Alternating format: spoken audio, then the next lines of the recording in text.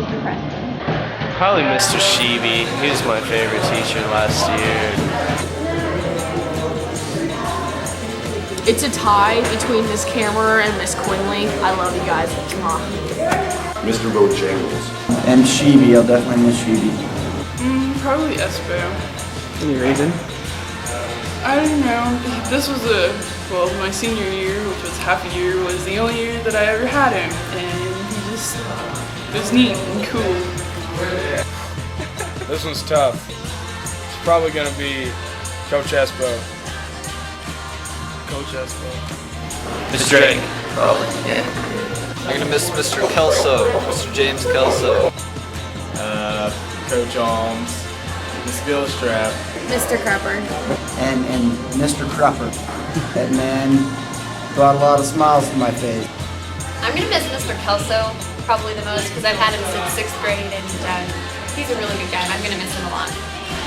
I'm going to miss Mr. Sheeby the most because he makes me laugh and he carries my coffee cup into the Leaning Tower of Pisa. I'll probably miss Miss Fawcett the most. Just because she's a cool teacher and I like her. Probably Kim Nutt. Miss Gaglione and Mr. Godfrey. Probably Mrs. Nielsen. Mr. Snow. That has to be a combination of Miss Taylor and Mr. Kelso, best music teachers around, period. I'm gonna miss Mr. Sheeby. He's a pretty cool guy. Here's a couple of them, probably Mr. Preston and Miss Holloway. Mr. Preston and Mrs. Nielsen. Mrs. Baggs, my homeroom teacher. I love her to death. Mr. Kelso. Mrs. Nielsen and Mr. Watkins. Both great, amazing speech and debate coaches. I don't know, I'm new here, so all of them, I guess. Miss Mountain. And one that I won't forget is Coach Phillips.